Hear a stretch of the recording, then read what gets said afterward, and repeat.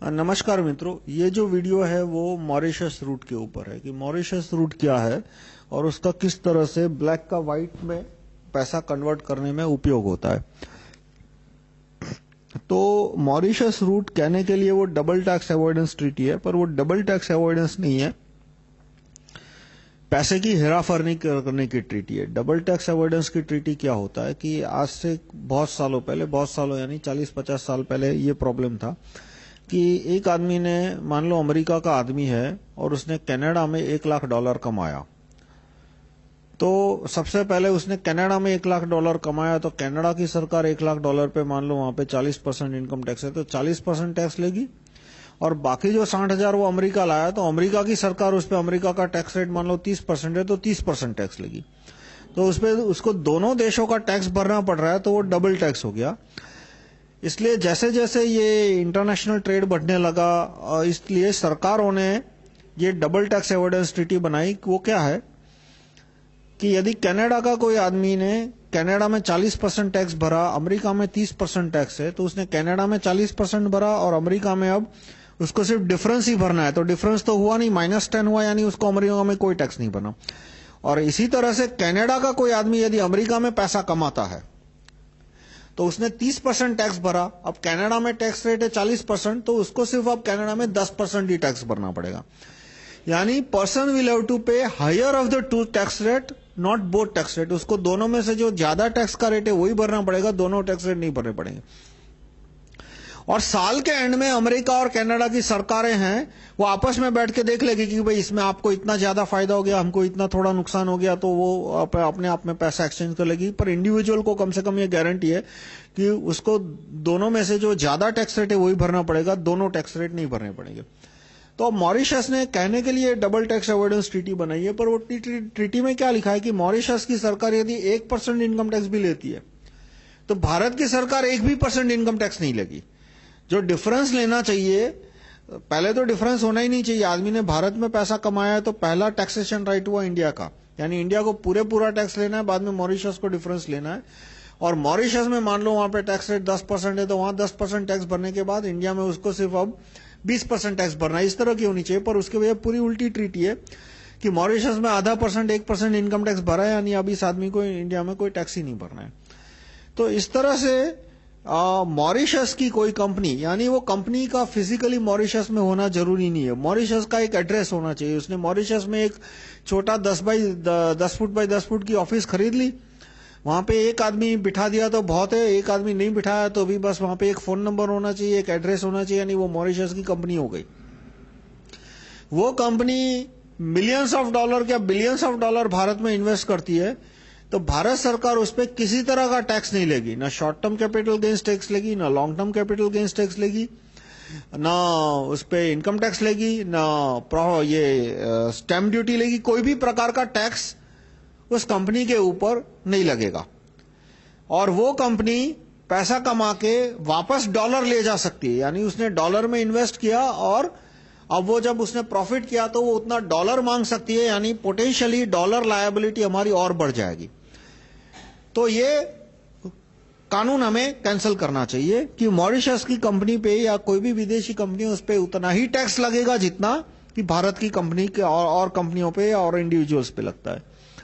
अब इसमें money laundering कैसे होता है कि मान लो मैं एक भ्रष्ट मंत्री या भ्रष्ट न्यायाधीश या भ्रष्ट अधिकारी हूं, मेरे पास 100 करोड़ है, मान लो वो ब्लैक मनी है इंडिया के अंदर, मुझे उसका व्हाइट करना है, तो मैं वो किसी तरह से मॉरिशस में ले जाऊंगा, उसको डॉलर में कन्वर्ट करके। मॉरिशस में मैंने डॉलर में जमा किया, मॉरिशस में मैंने अपने नाम की कंपनी खोली। मान लो भारत में मेरी एक कंपनी है राहुल मेहता सॉफ्टवेयर, और उसमें मैंने कहीं से मैं 1 करोड़ का व्हाइट ले आया, वो उसमें 1 करोड़ की मैंने बिजनेस शुरू किया, उसके मैंने शेयर निकाले, और जो 100 करोड़ थे वो राहुल मेहता मॉरिशस नाम की एक कंपनी है, उसने पैसे मैंने उसके खाते में पहुंचा दिए। अब वो राहुल मेहता मॉरिशस है, वो इंडिया आके पैसा इन्वेस्ट कर सकती है। तो मेरा जो 1 करोड़ का राहुल मेहता इंडिया का शेयर है, वो 1 करोड़ का जो थे, वो 1 साल बाद वो शेयर मैंने 1 साल अपने पास रखे। अब 1 साल बाद जब राहुल मेहता मॉरिशस वो शेयर 100 करोड़ में खरीद लेगी,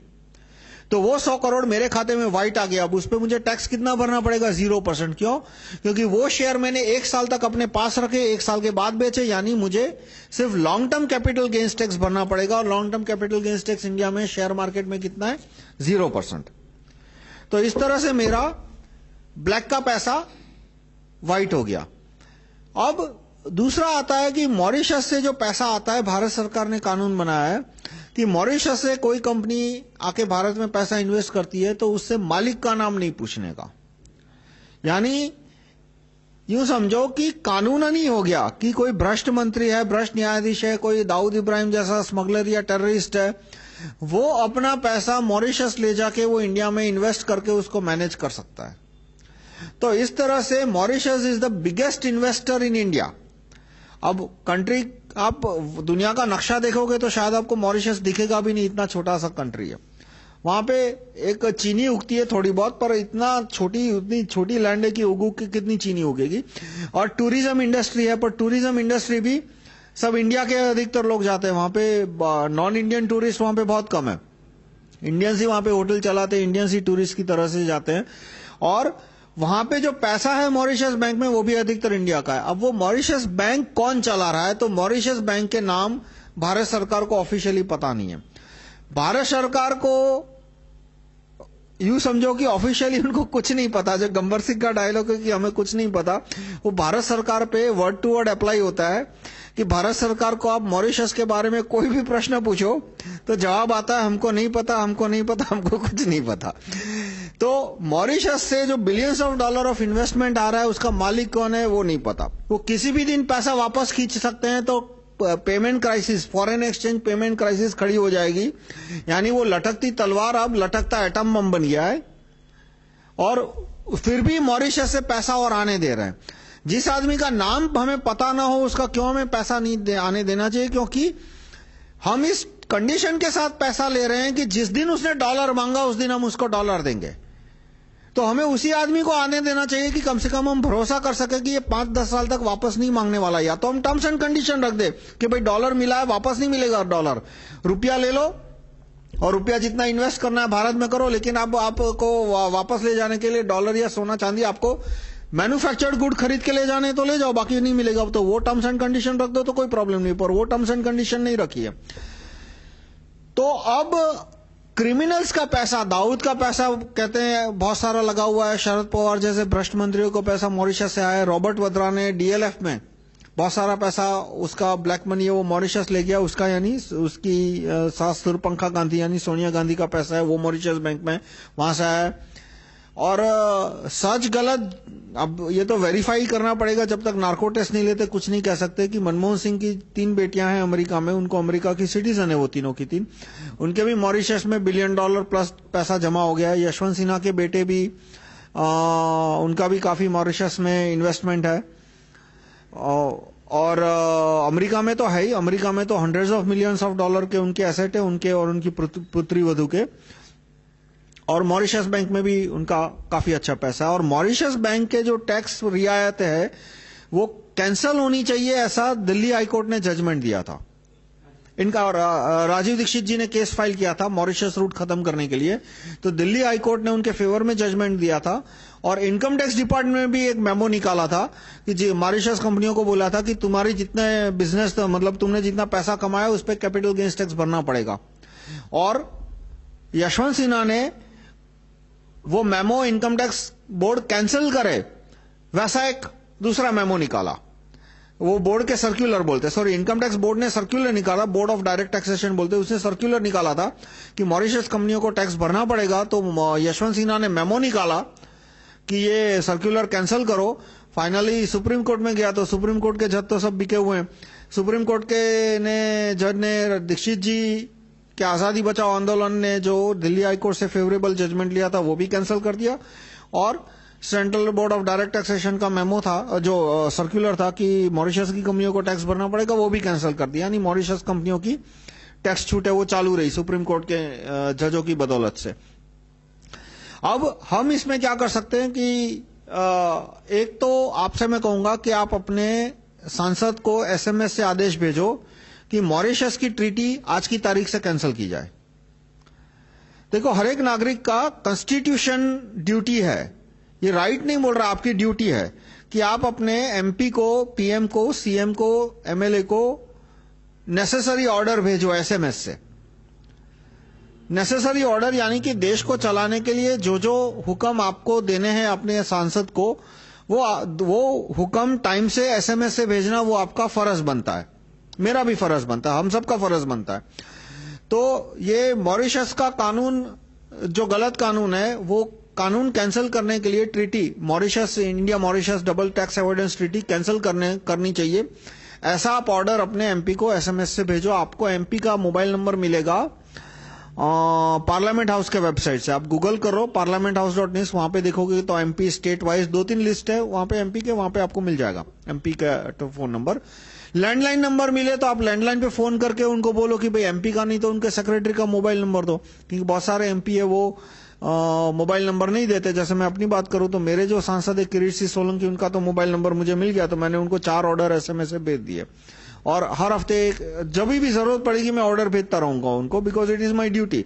अडवाणी का मोबाइल नंबर नहीं मिला, लैंडलाइन नंबर था, तो अडवाणी मेरे एमपी नहीं है, मैंने अपने जो दोस्त उनके एरिया में रहते हैं उनको बोला कि ये लैंडलाइन नंबर है, लैंडलाइन नंबर पे फोन करके आप उनको ऑर्डर दो कि वो मोबाइल नंबर वेब पे, इंटरनेट पे रखे, और इस तरह से आप उन्हें एसएमएस से ऑर्डर दे सकते हो।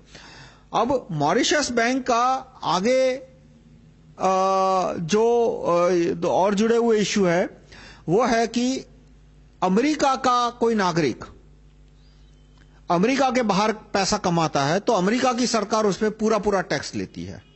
मतलब इंडिया में उसने मान लो 30% टैक्स भरा, और अमेरिका में वहां पे हाईएस्ट टैक्स रेट है 48%, हाईएस्ट इनकम टैक्स रेट बोल रहा हूं।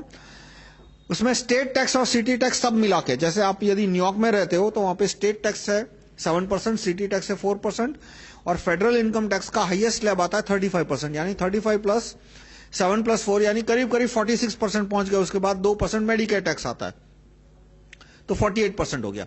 तो आप इंडिया में पैसा कमाया तो इंडिया की सरकार को टैक्स भरा मान लो 33%, तो 15% टैक्स अमेरिका की सरकार को भरना पड़ेगा। तो ये कानून भारत में लाना चाहिए। अभी भारत में क्या है कि कोई एनआरआई यदि विदेश में पैसा कमाता है तो उस पर टैक्स लगता है 0%, वो पैसा यदि भारत में ले आता है तो बहुत सारे एक्टर, बिजनेसमैन क्या करते हैं कि वो पैसा कमाते हैं मॉरिशस में। आपने देखा होगा कि बहुत सारे हीरो हीरोइन को ये स्विट्जरलैंड और मॉरिशस और मलेशिया शूटिंग करने जाते हैं क्योंकि उनको एनआरआई स्टेटस चाहिए। मैंने ऐसा सुना है कि शायद अमिताभ बच्चन के पास भी एनआरआई स्टेटस है, मुझे ठीक से नहीं पता, शायद है। एनआरआई स्टेटस कैसे मिलता है कि साल के 180 दिन, 183 डेज, साल में 183 डेज इंडिया के बाहर रहो तो एनआरआई स्टेटस मिल जाता है। इसलिए वो लोग बाहर विदेश में शूटिंग करते हैं या तो विदेश में ऑफिस खोल के वहां पे बिजनेस करते हैं। फिर उनकी जो पिक्चर है वो पैसा भी कमाती है मॉरिशस में। मतलब वो ऐसा दिखाते कि भाई ये पिक्चर है वो किसी मॉरिशस की कंपनी ने बनाया है, और उसका जो फॉरेन का राइट है, फॉरेन टेरिटरी है, वो तो वो मॉरिशस की किसी कंपनी को देते हैं। तो मॉरिशस में उन्होंने ये पैसा कमाया है और फिर वो इंडिया लाते हैं तो उस पर उनको टैक्स नहीं भरना पड़ता। तो ये कानून भी हमें निकाल देना चाहिए, जो कानून अमेरिका में है कि अमेरिका का सिटीजन पूरे दुनिया में रह के कहीं भी पैसा कमाए, वो वहां की सरकार को टैक्स भरे और उसके बाद वो अमेरिका में उसको टैक्स भरे, वो कानून हमें लागू कर देना चाहिए। तो मॉरिशस रूट यानी कि मॉरिशस की कंपनी इन्वेस्ट करती है तो उसके मालिक का नाम नहीं पूछा जाता, उस पर कोई टैक्स नहीं लगाया जाता, ये दोनों कानून हमें कैंसिल करने चाहिए। तो आप एमपी को ऑर्डर भेजो कि मॉरिशस की जितनी कंपनियां हैं उनका एसेट तब तक फ्रीज कर दो जब तक कि वो मालिक के नाम ना दे, यानी आज के आज उनके एसेट फ्रीज कर दो और बाद में उनको बोलो कि मालिक का नाम दे दो और तुमको पैसे सारे दे देंगे। तो अपने आप जो भ्रष्ट मंत्री है, जैसे मान लो शरद पवार का 1000 करोड़ है, तो अपना नाम दे ही नहीं सकता, नाम देगा तो दूसरे मिनट जेल जाएगा। तो इस तरह से वो 1000 करोड़ अपने आप नेशनल प्रॉपर्टी बन जाएगा 2 साल बाद, 3 साल बाद, जितने भी टाइम लगेगा, और तब तक वो पैसा फ्रीज पड़ा रहेगा। तो ये ऑर्डर आप एमपी को भेज के देश की समस्या इस तरह से कम कर सकते हैं। धन्यवाद।